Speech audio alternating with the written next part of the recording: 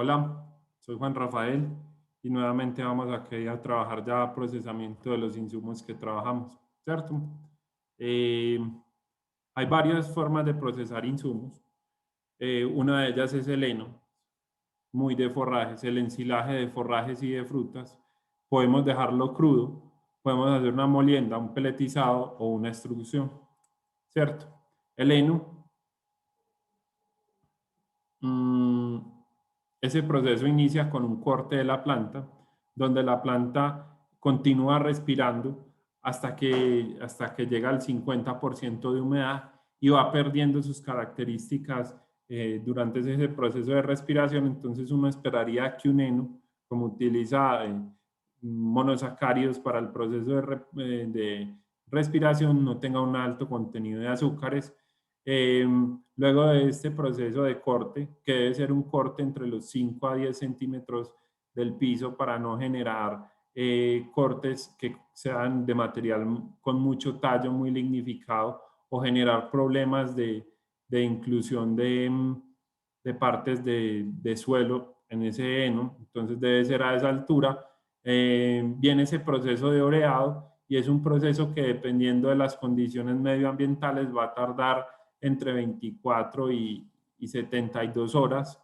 Es básicamente exponerlo al sol o ayudarse a algunas tecnologías como marquesinas o plantas de secadores inversos, y eso nos va a permitir, digamos, bajarle la humedad al heno por debajo del 12%.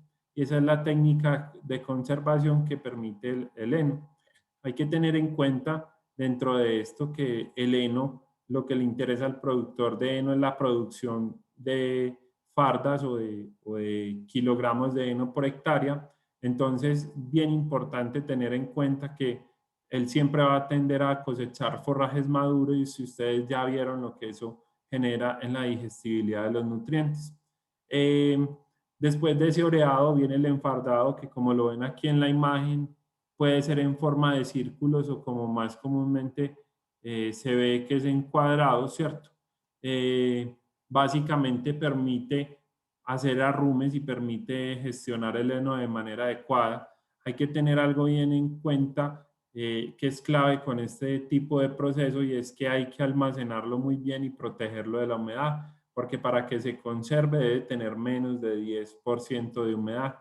Lo otro que hay que favorecer es ubicarlo en la dirección del viento, de manera que el viento pase a través de las fibras que están ahí ensiladas, enificadas, y les arrebate un poco más de humedad y nos ayude con todo el tema de conservación. Hay otro proceso que es el ensilaje. El ensilaje no se le disminuye tanto la humedad.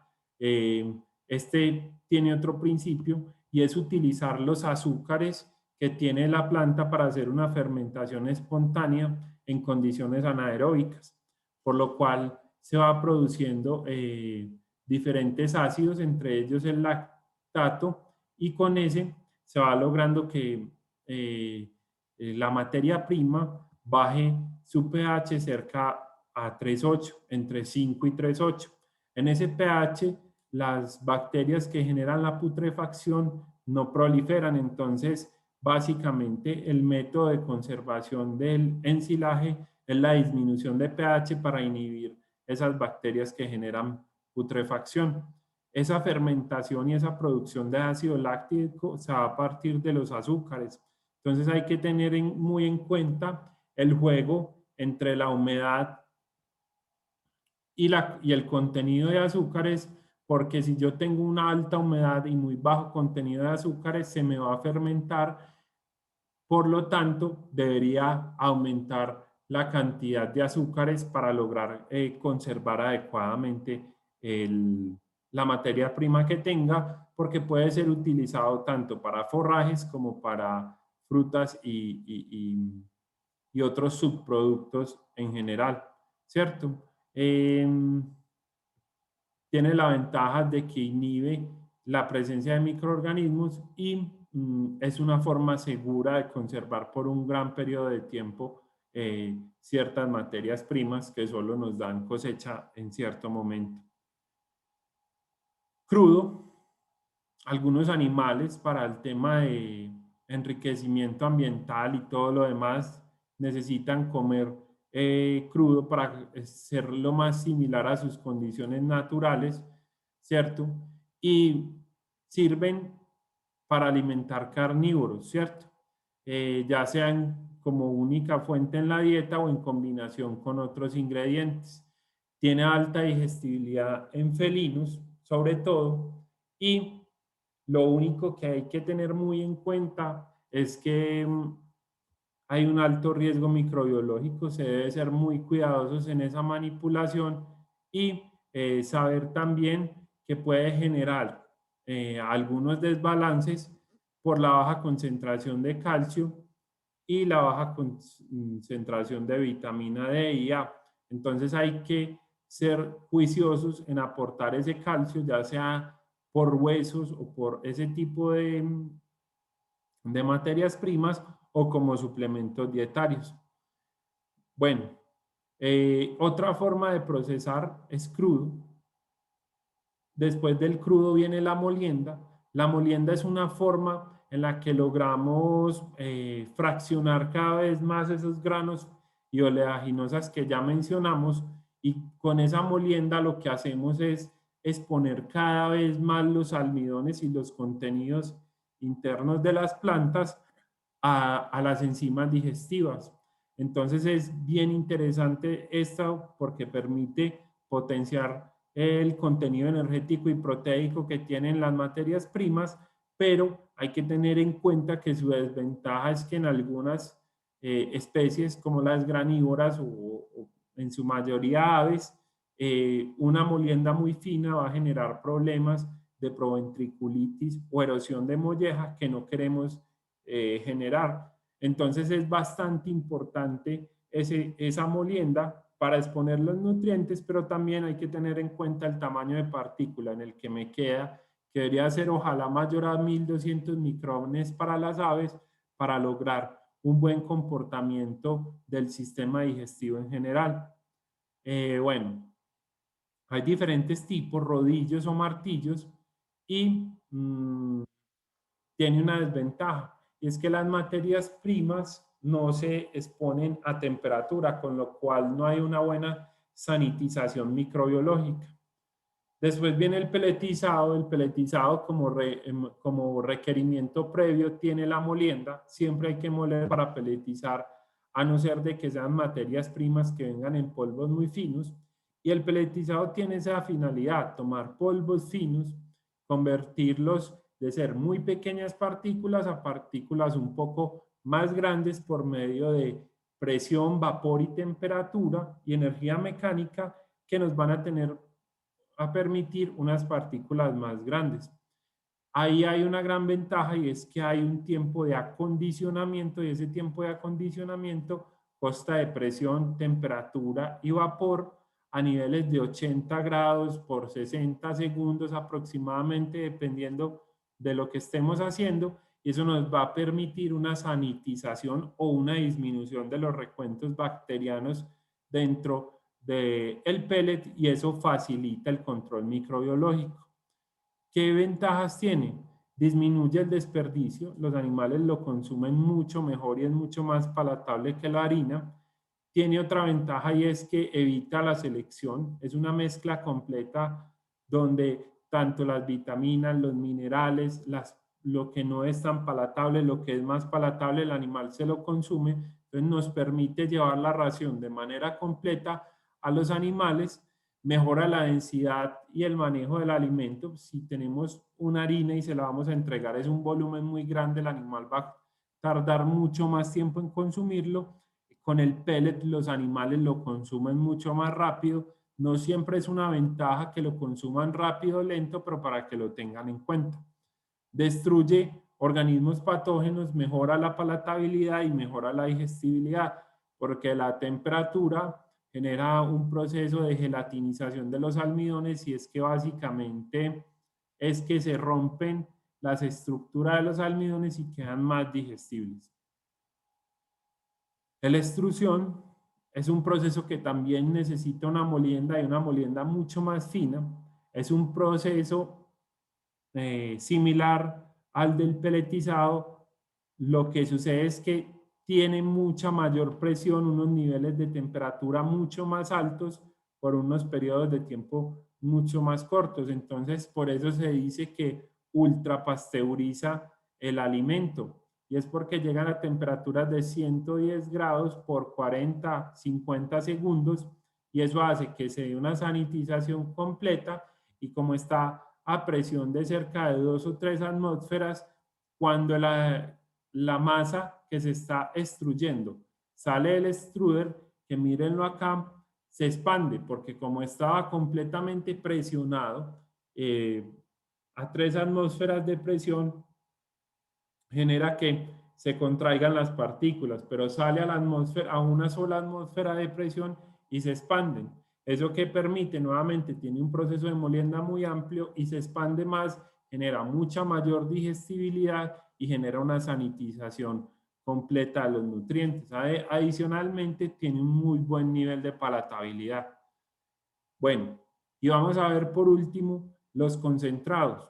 Los concentrados son materias primas, todas mezcladas que tienen un balance ideal, son alimentos de baja fibra, con alto contenido de proteína y de energía dependiendo de los requerimientos de los animales y contienen diferentes materias primas como granos, oleaginosas, granos, grasas, vitaminas, minerales, aditivos para su preservación y todo lo demás.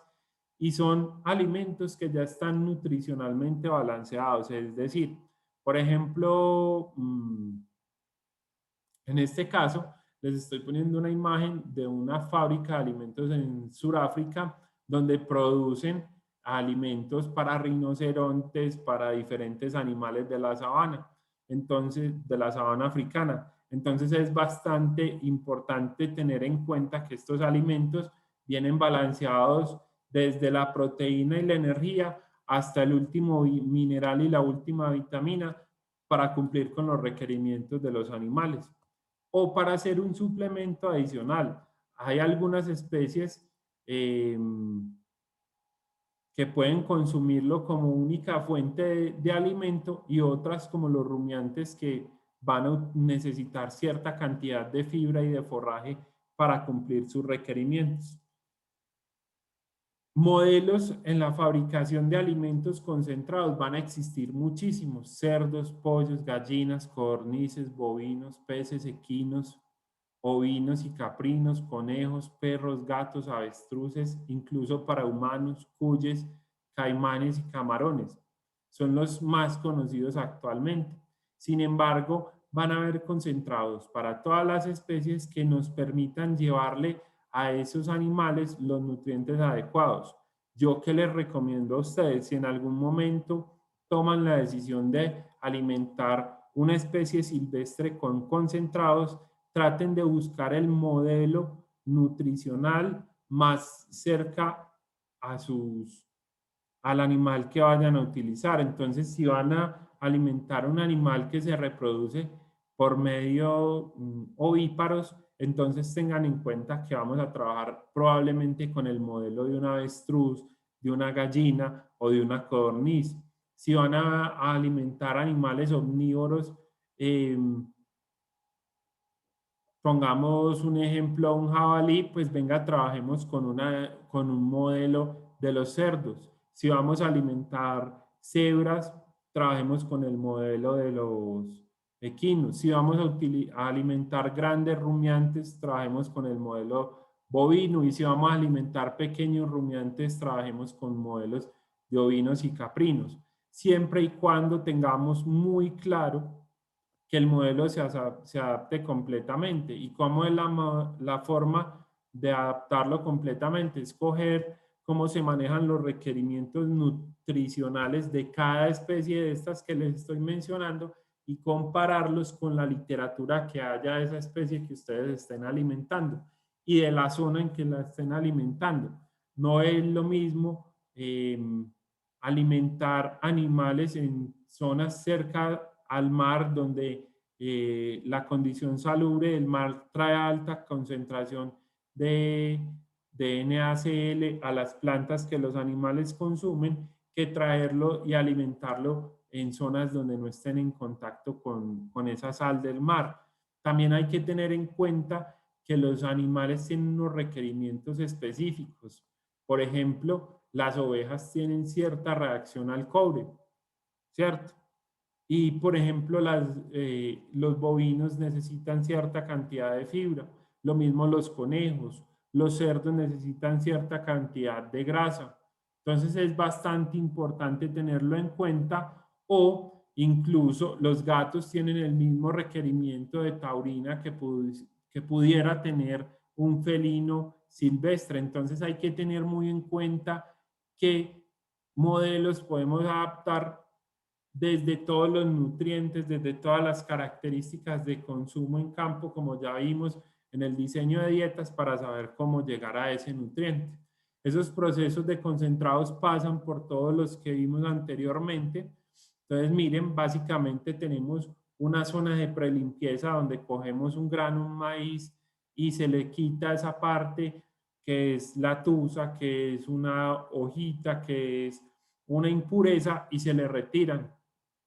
Después de ese proceso de limpieza viene un proceso de molienda, y ese proceso de molienda lo que busca hacer es homogenizar todas las partículas para que queden al mismo tamaño, y con esa homogenización de partículas lograr que en el proceso de mezclado, de dosificación y de mezclado, que es el siguiente, haya una homogeneidad completa, de manera que yo coja un pellet y lo analice y sea muy similar al otro y contenga todos los nutrientes. Posterior a esto viene el proceso de mezclado, y ese proceso de mezclado tiene muchos controles, entre ellos el coeficiente de variación, que debe ser menor al 10%, y es simplemente hacerle un coeficiente de variación a un nutriente como la proteína, el calcio, la sal, y mirar que esté menos del 10%, porque eso nos va a permitir que si alimento a aquel animal, lo voy a alimentar con el mismo alimento que el otro está consumiendo. Por otro lado, tenemos el proceso de peletizado, ya lo describimos mejor, y el sistema de empaque. Hombre, ¿qué se le debe controlar a un concentrado? La composición garantizada, que esa composición garantizada sí se esté cumpliendo, y eso nos va a hablar de proteína, fibra, cenizas, grasa, y lo que esté garantizando el productor en su etiqueta. Aquí hay otra, otra especie, y también se permite su fabricación. Hay que conocer muy bien sus requerimientos, pero está bien. También hay que controlar qué ingredientes se utilizan, que si esté adecuado a los requerimientos de esa especie. También se construye una fórmula típica, los microingredientes, las vitaminas y los minerales, saber cómo se elabora, saber qué controles tiene. Usualmente en las plantas de concentrado se controla desde el ingreso de las materias primas hasta la salida a campo. También hay que tener muy claro la tabla de alimentación, porque puede que esté diseñado con unos niveles proteicos o energéticos para que el animal X se coma X cantidad, pero que yo le esté dando Y cantidad y pueda estar causando una sobrealimentación, o por otro lado una malnutrición. Y sus recomendaciones de uso de acuerdo también al comportamiento de la especie y a sus formas de vida.